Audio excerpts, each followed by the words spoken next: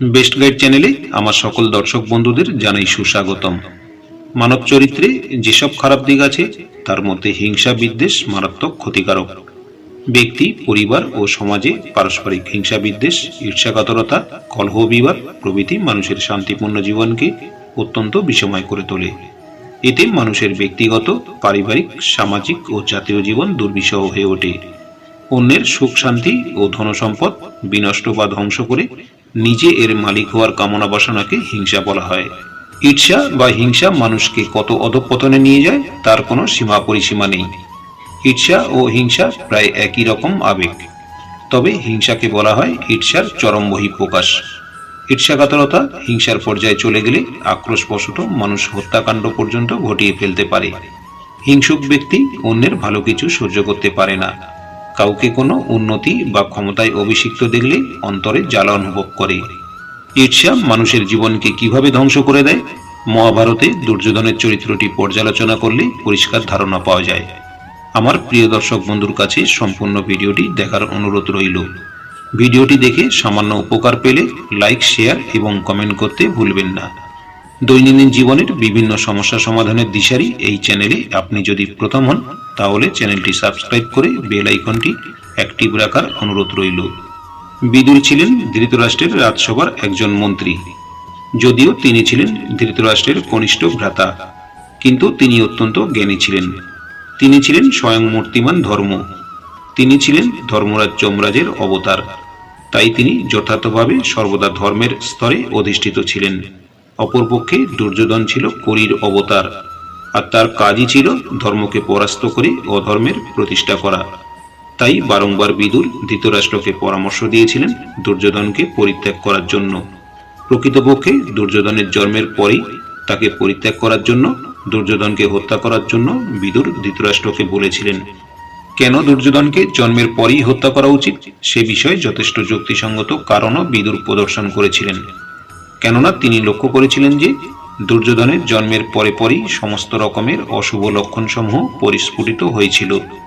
বিদুরের মতো ব্যক্তিগণ হচ্ছেন ত্রিকালজ্ঞ। সময়ের তিনটি স্তরকেই তারা দর্শন করতে পারেন। কেবলমাত্র ভবিষ্যৎ নয়, তারা অতীত, বর্তমান, সেই সঙ্গে ভবিষ্যৎকেও দর্শন করতে পারেন। বিদুর দেখতে পেয়েছিলেন যে এই ব্যক্তিটি অর্থাৎ দুর্যোধন যে কেবলমাত্র তার সমগ্র পরিবারের বিনাশের কারণ হবে তাই নয়, সে সমগ্র ক্ষত্রিয় কুলের বিনাশের কারণ হবে, এমনকি সে এই পৃথিবী গ্রহেরও বিনাশের কারণ হবে। কিন্তু ধৃতরাষ্ট্র তার পুত্র স্নেহে এতটাই অন্ধ ছিলেন যে তিনি বিদুরের বিজ্ঞ উপদেশ গ্রহণ করেননি। ধৃতরাষ্ট্র কেবল যে জাগতিকভাবেই অন্ধ ছিলেন তা নয়, তিনি পারমার্থিক দিক দিয়েও অন্ধ ছিলেন। তিনি কেবল দেহগতভাবেই অন্ধ ছিলেন না, তার পারমার্থিক দৃষ্টি ছিল শূন্য। তাই তিনি কি ঠিক আর কি ভুল, কি করা উচিত আর কি করা উচিত নয় তা দর্শন করতে পারতেন না। ফলে ধৃতরাষ্ট্র সেই সময় বিদুরের উপদেশ গ্রহণ করেননি। বিভিন্ন সময় বারংবার ধৃতরাষ্ট্রকে বিদুর সেই সময় একই উপদেশ প্রদান করে গেছেন। যখন দুর্যোধনেরা কুন্তী সহ পাণ্ডবদের হত্যার চেষ্টা করেছিলেন তখনও বিদুর ধৃতরাষ্ট্রকে বলেছিলেন, আপনার পুত্রের থেকে নিস্তার লাভ করুন, সে একটি মূর্তিমান অশুভ। পাশা খেলায় প্রবঞ্চিত করে যখন পাণ্ডবদের সবকিছু কেড়ে নেওয়া হচ্ছিল এবং দ্রৌপদীকে টানতে টানতে রাজসভায় নিয়ে এসে সর্বসক্ষমে লাঞ্ছিত করা হচ্ছিল, বিদুর তখনও ধৃতরাষ্ট্রকে বলেছিলেন, আপনার পুত্রকে পরিত্যাগ করুন। দ্রৌপদী লাঞ্ছনার হাত থেকে রক্ষা করার জন্য রাজসভায় সকলের কাছে আবেদন করেছিলেন, কিন্তু কেউই এই লাঞ্ছনার প্রতিবাদ করে উঠে দাঁড়াননি। কুরুবংশের সকল জ্যেষ্ঠ সদস্যরা তখন সেখানে উপস্থিত ছিলেন। স্বয়ং পিতামহ ভীষ্মদেব সেখানে উপস্থিত ছিলেন, দ্রোণাচার্য উপস্থিত ছিলেন, ধৃতরাষ্ট্র তো উপস্থিত ছিলেনই, কিন্তু কেউই এই ঘৃণ্য অমানবিক আচরণের প্রতিবাদ করেননি। একমাত্র বিদুর উঠে দাঁড়িয়েছিলেন। সেই রাজসভায় দাঁড়িয়ে ধৃতরাষ্ট্রকে সাবধান করেছিলেন, এখনো সময় আছে, দয়া করে এই ধরিত্রীকে অবমাননাকর বিনাশ সাধন থেকে রক্ষা করুন, আপনার পুত্রকে ত্যায্য করুন। কিন্তু ধৃতরাষ্ট্র কর্ণপাত করেননি। এরপর আবার কুরুক্ষেত্র যুদ্ধ সংঘটিত হতে চলার ঠিক পূর্বে বিদুর ধৃতরাষ্ট্রকে উপদেশ প্রদান করলেন, আপনি দয়া করে আপনার পুত্রটিকে পরিত্যাগ করুন, সে ভালো নয়, সে একটি অন্ধ চক্ষুর মতো, যা কখনোই কোনো উদ্দেশ্য সাধন করে না। তেমনি দুর্যোধনও আপনার কোনো উদ্দেশ্য সাধন করবে না, বরং আপনার দুর্দশার কারণ হবে। কেবল আপনারই নয়, সে সমগ্র পরিবারের বিনাশের কারণ হবে। সে কুলগ্ন, সে অগ্নির মতো কুল বা বংশকে ভস্মীভূত করে। তাই দয়া করে তাকে পরিত্যাগ করুন। ধৃতরাষ্ট্র বিদুরের কথা শুনলেন না, বরং সেই সময় দুর্যোধন এসে কাকা বিদুরকে অত্যন্ত কর্কশ বাক্য প্রয়োগ করে তাকে অপমানিত করলেন। বিদুর গৃহত্যাগ করলেন। তিনি দেখলেন যে যা অবশ্যম্ভাবী তাকে আর এড়িয়ে থাকা সম্ভব নয়, তাই তিনি চলে গেলেন। কেবল বিদুরই নন, বিদুরের মতো এই উপদেশ ধৃতরাষ্ট্রকে এমনকি গান্ধারীও প্রদান করেছিলেন। গান্ধারী ছিলেন দুর্যোধনের মাতা, কিন্তু তৎসত্ত্বেও তিনি দুর্যোধনকে পরিত্যাগ করার পরামর্শ দিয়েছিলেন। দ্রৌপদী কিভাবে রাজসভায় লাঞ্ছিত হচ্ছেন, অপমানিত হচ্ছেন তা দর্শন করে গান্ধারী ক্রুদ্ধ হয়ে উঠেছিলেন। গান্ধারী রাজসভায় ছিলেন না, কিন্তু অন্দরমহল থেকে তিনি দ্রৌপদীর আত্মক্রন্দন শুনতে পেয়েছিলেন, তাই তিনি দ্রুত জানলার কাছে ছুটে আসেন। বৈদিক সংস্কৃতি অনুসারে রাজসভায় সাধারণত নারীগণ উপস্থিত থাকতেন না বা যেতেন না, কিন্তু কিছু ছোট ছোট জানালা ছিল যা দিয়ে রাজসভায় কি হচ্ছে প্রয়োজন হলে তা তারা দেখতে পারতেন। তাই গান্ধারী যখন দ্রৌপদীর আত্মক্রন্দন শ্রবণ করলেন, তখন তিনি জানলার কাছে চলে এলেন। যেহেতু গান্ধারীর চোখ দুটো সবসময় বাঁধা থাকতো, তাই তিনি দেখতে পেতেন না, কিন্তু দ্রৌপদীর আত্মক্রন্দন শ্রবণ করে এবং অন্যদের কাছ থেকে বিস্তৃত জানতে পেরে তিনি বুঝতে পেরেছিলেন রাজসভায় কি হচ্ছে। তিনি অত্যন্ত ক্রুদ্ধ হয়ে তৎক্ষণাৎ ধৃতরাষ্ট্রের কাছে রাজসভায় ছুটে গেলেন এবং নিবেদন করলেন যে আমি এখন আপনার নিকট একটি অনুরোধ নিয়ে এসেছি। ধৃতরাষ্ট্র উত্তর প্রদান করলেন, বেশ বলো, আমি তোমার অনুরোধ রক্ষা করব। গান্ধারী বললেন, ওকে পরিত্যাগ করুন। কাকে? ধৃতরাষ্ট্র জিজ্ঞাসা করলেন। গান্ধারী বললেন, দুর্যোধনকে। ধৃতরাষ্ট্র কখনোই আশা করতে পারেননি যে একজন মাতা স্বয়ং তার সন্তানকে ত্যায্য করার কথা বলতে পারে। ধৃতরাষ্ট্র কিংকর্তব্য বিমূঢ় হয়ে রইলেন। ধৃতরাষ্ট্রকে ইতস্তত করতে দেখে গান্ধারী প্রশ্ন করলেন, আপনি একজন রাজা, আপনার কোনো প্রজা যদি কোনো নারীকে লাঞ্ছিত করে আপনি তখন কি করবেন? আমি তাকে নির্বাসিত করব। ধৃতরাষ্ট্র উত্তর দিলেন। গান্ধারী বললেন, আপনার পুত্র সেটি করেছে, আপনি তাকে নির্বাসিত করুন। কিন্তু ধৃতরাষ্ট্র তা করলেন না। তিনি যুক্তি দেখালেন, না না, শেষ পর্যন্ত তুমি যা ভাবছ ঠিক সেরকমটি নয়। তখন গান্ধারী বললেন, দেখুন, আমি মা, আমার গর্ভে তাকে দীর্ঘদিন ধারণ করেছি, আমি তাকে আমার আপন স্তনদুগ্ধ পান করিয়েছি। যখন তার ছোট ছোট দুটো হাত আমাকে জড়িয়ে ধরত, মাতৃস্নেহে বাৎসল্য রসে আমার হৃদয় পূর্ণ হয়ে উঠত। সেই আমি আপনাকে এই আবেদন করছি, কিন্তু আপনি তার এতটুকু প্রয়োজন অনুভব করছেন না। তবুও ধৃতরাষ্ট্র গান্ধারীর আবেদন প্রত্যাখ্যান করলেন। এই হলো একজন পারমার্থিকভাবে অন্ধ ব্যক্তির আচরণ। তার চিন্তা ভাবনা, ধারণা ও বুদ্ধির মধ্যে স্বচ্ছতার অভাব থাকে। এই জন্যই মহাভারত আমাদের জন্য অত্যন্ত চমৎকার এক দৃষ্টি উন্মিলন প্রদায়ী জ্ঞান ভাণ্ডার। প্রকৃতপক্ষে মহাভারত কখন কি করা উচিত আর কখন কি করা উচিত নয় সে বিষয়ে আমাদের বিস্তৃতভাবে বর্ণনা প্রদান করে। আর এইভাবে ধীরে ধীরে শেষ পর্যন্ত মহাভারত আমাদের কৃষ্ণ শরণাগতির দিকে নিয়ে আসে। আমরা যখন কৃষ্ণ শরণাগত হই তখন তাতে লাভটা কি, এবং আমরা যখন কৃষ্ণ বিরোধী হই তখন আর অসুবিধাটি কি? কেউ কৃষ্ণ বিরোধী হলে তার অন্তিম ফলটি অত্যন্ত অশুভ হয়ে ওঠে। সে কতটা ধার্মিক বা মহৎ সেটা কোনো ব্যাপার নয়, চূড়ান্ত বিবেচনাটি হলো সে কৃষ্ণ শরণাগত কিনা।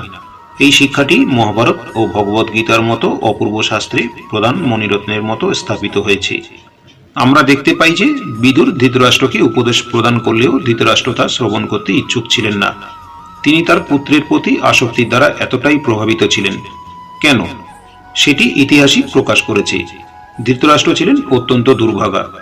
তিনি ছিলেন চন্দ্রবংশের রাজপরিবারের জ্যেষ্ঠ পুত্র।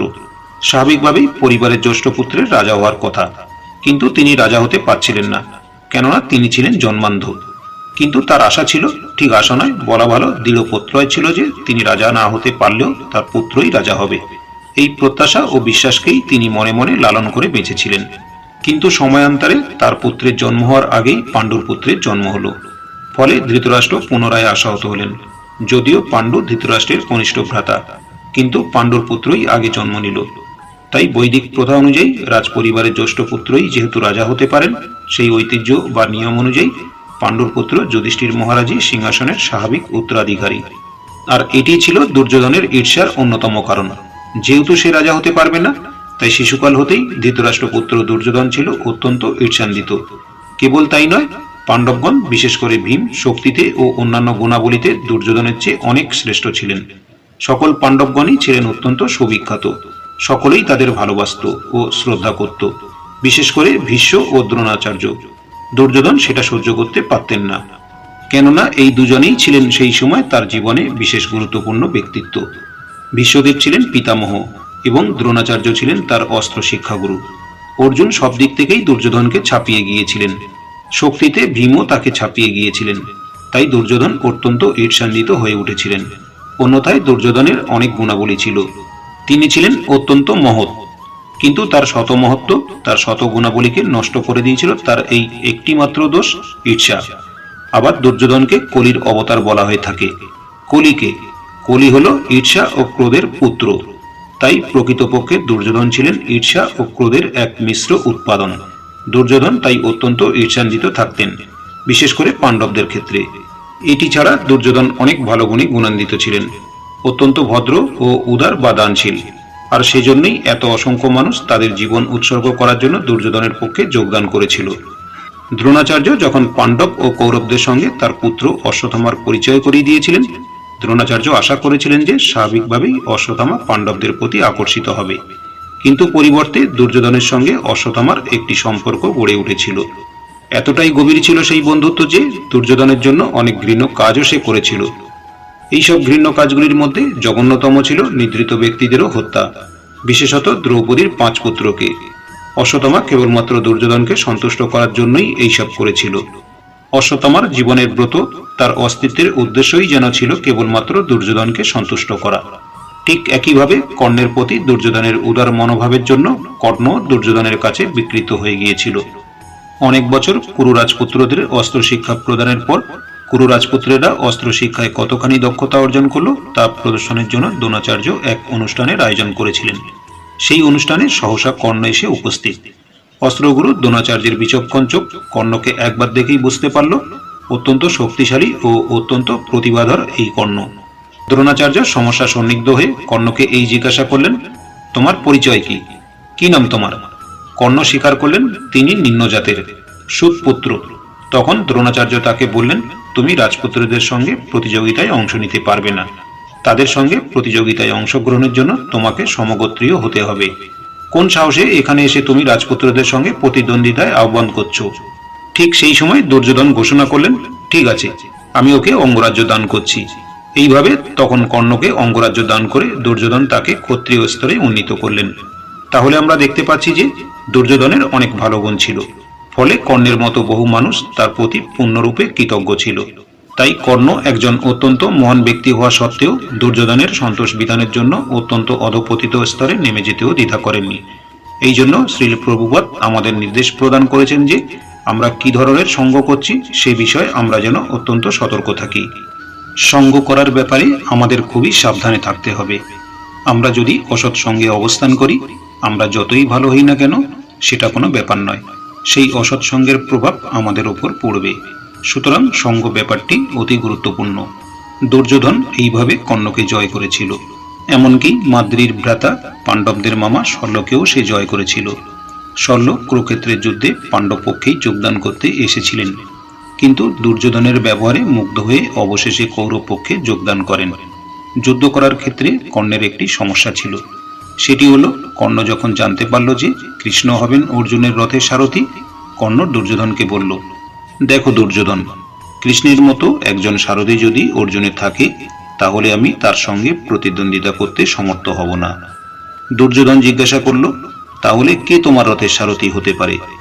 কর্ণ বলল, সবচেয়ে দক্ষ সারথি হচ্ছে মদ্ররাজ শল্য, কিন্তু সে পাণ্ডবদের মাতুল, তাকে কি করে পাওয়া যাবে? এই কথা শুনে দুর্যোধন শল্যের সঙ্গে সাক্ষাতের আয়োজন করলেন। শল্য আগমন করলে দুর্যোধন তার সঙ্গে এমন সুন্দর ব্যবহার করলেন যে তার সুহৃদয় রূপে শল্য দুর্যোধনের পক্ষে যোগদান করতে বাধ্য হলেন, তার আপন ভাগ্নে পাণ্ডবদের বিরুদ্ধে যুদ্ধ করার জন্য।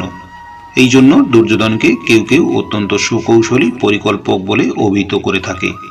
তার প্রতিটি আচরণ ও কাজের পিছনে কোনো লক্ষ্য বা উদ্দেশ্য অবশ্যই কাজ করত, কিন্তু তবুও দুর্যোধন এমন উপায়ে সেই সব কাজ করত যে সকলেই তাকে অত্যন্ত ভদ্র ও সুন্দর ব্যক্তিত্ব বলে স্বীকার করতে বাধ্য হতো। তার ফলে অনেক মানুষ দুর্যোধনের পক্ষে যোগদান করেছিল।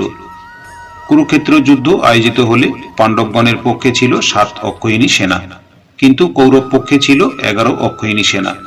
পাণ্ডবদের পক্ষে যারা ছিলেন তারা সকলেই ছিলেন রক্তের সম্পর্কে পাণ্ডবদের আত্মীয়। যেমন দ্রুপদ, বিরাট ও অন্যান্যরা। কিন্তু কৌরব পক্ষে আত্মীয় স্বজন ছাড়াও এমন অসংখ্য মানুষ ছিল যারা কেবল দুর্যোধনের ব্যবহারে মুগ্ধ হয়ে যোগদান করেছিল। এইভাবে আমরা দেখতে পাই যে দুর্যোধনের অনেক ভালো গুণ থাকা সত্ত্বেও কেবলমাত্র একটি জিনিস, তার ঈর্ষা দোষের জন্য শেষ পর্যন্ত দুর্যোধন এক মূর্তিমান অশুভ। ঈর্ষা ক্রোধ আনয়ন করে। অতএব এই দুটির প্রভাবকে পরাস্ত করার জন্য আমাদের অত্যন্ত সতর্ক থাকতে হবে, কেবলমাত্র পারমার্থিক অগ্রগতি সাধনের জন্যই নয়, এমনকি আমাদের যথার্থ জীবনযাপনেও। আর এই উদ্দেশ্যেই শ্রী চৈতন্য মহাপ্রভু আগমন করেছিলেন। প্রকৃতপক্ষে শ্রী চৈতন্য মহাপ্রভু এই জগতে অবতরণ করেছিলেন কলির প্রভাবকে প্রতিহত করার জন্য। কলির প্রভাবের ফল হচ্ছে কলহ, যা ঈর্ষা ও ক্রোধ থেকে উৎপন্ন হয়। তাই কলির আরেকটি নাম হচ্ছে মূর্তিমান কলহ। কলিকে অত্যন্ত বীভৎস দর্শন, অত্যন্ত দুর্নীতিপরায়ণ এবং নৃশংস রূপে বর্ণনা করা হয়েছে। সে অত্যন্ত অসৎ এবং সর্বদা কলহ উৎপন্ন করছে। কলহ সৃষ্টি করে, কলহের মাধ্যমে সকলকে বিভক্ত করে সে তার প্রভাব বিস্তার করে। শ্রী চৈতন্য মহাপ্রভু আমাদের সকলকে ভগবত প্রেমের বন্ধনে আবদ্ধ করে, ঐক্যবদ্ধ করে কলির প্রভাব প্রতিহত করার জন্য অবতরণ করেছিলেন। পারস্পরিক ঈর্ষা বা ঘৃণার থেকে কলহের উৎপত্তি হয়। আমরা এখন কিভাবে ঈর্ষা বা ঘৃণাকে প্রতিরোধ করব? প্রেমের মাধ্যমে। প্রেম কি? পরমেশ্বর ভগবান শ্রীকৃষ্ণের প্রীতি বা সন্তোষ বিধানের চেষ্টাই হচ্ছে প্রেম। তাই সেই ভগবত প্রেমের মাধ্যমে, ভগবানের শরণাগত হওয়ার মাধ্যমে আমরা আমাদের জীবনে কলির প্রভাবকে প্রতিহত করতে পারব। ঈর্ষা ও ক্রোধ কলহের সৃষ্টি করে। আমরা কিভাবে ঈর্ষা ও ক্রোধকে দমন করব? নম্র ও বিনীত এবং সহ্যশীল হওয়ার মাধ্যমে। যারা ভগবত বিজ্ঞান হৃদয়ঙ্গম করেছেন তারাই যথার্থ নম্র বা বিনীত এবং সহ্য শক্তি সম্পন্ন হন। কখনো কখনো আমরা ক্রুদ্ধ হওয়ার কারণ দেখাই, বিশেষ করে যদি কখনো কেউ আমার ভুলটি কথায় তা দেখিয়ে দেওয়ার বা সংশোধন করানোর চেষ্টা করেন। আমরা তৎক্ষণাৎ রেগে গিয়ে তাকে প্রশ্ন করি, আমার ভুল সংশোধন করার আপনি কে? কিন্তু আমরা যদি রেগে না গিয়ে বিনীতভাবে ভাবি, হয়তো আমি ভুল ছিলাম, তিনিই ঠিক, তাহলে আর ঝগড়া আর কলহের সৃষ্টি হয় না। আমরা ঈর্ষান্বিত হয়ে উঠি। কেন আমরা ঈর্ষান্বিত হই? কিভাবে একজন আমার চেয়ে শ্রেষ্ঠ হয়ে উঠেছে তা দেখে আমরা ঈর্ষান্বিত হই। অন্যরা উন্নতি করছে, তাদের সবাই প্রশংসা করছে, তারা এত যোগ্য হয়ে উঠেছে, এইসব দেখে আমরা ঈর্ষান্বিত হই। কেন আমি নই? এই ভেবে আমরা যন্ত্রণা কাতর হই। কেন তারা দেখছে না যে আমিও কতটা শ্রেষ্ঠ? ধৈর্য ধরুন, সঠিক সময় কৃষ্ণ আপনারও মহিমা কীর্তন করবেন। আজ হোক অথবা কাল, সকলেরই পূর্ণতার সময় বা তঙ্গী অবস্থা আসবে। আমাদের মধু বিনম্র ও সূর্যের মনোভাব নিয়ে ভাবতে হবে যে যেহেতু সমস্ত কিছুই কৃষ্ণের ইচ্ছায় পরিচালিত হচ্ছে, তাই সবকিছু ঠিকই আছে। এই ধরনের কৃষ্ণ ভাবনামৃত থেকে এক ধরনের অদ্ভুত শক্তি উৎপন্ন হয়, যা আমাদের কলির প্রভাব থেকে দূরে রাখে। শ্রী চৈতন্য মহাপ্রভু সেই শিক্ষাই প্রদর্শন করে গেছেন। মহাভারতেও সেটিই শিক্ষা। আমার প্রিয় দর্শক বন্ধু, সম্পূর্ণ ভিডিওটি দেখার জন্য অনেক ধন্যবাদ। ভিডিওটি ভালো লাগলে লাইক, কমেন্ট এবং শেয়ার করতে ভুলবেন না। আর আপনি যদি এই চ্যানেলে প্রথম হন তাহলে চ্যানেলটি সাবস্ক্রাইব করে বেল আইকনটি অ্যাক্টিভ রাখার অনুরোধ রইল। ধন্যবাদ।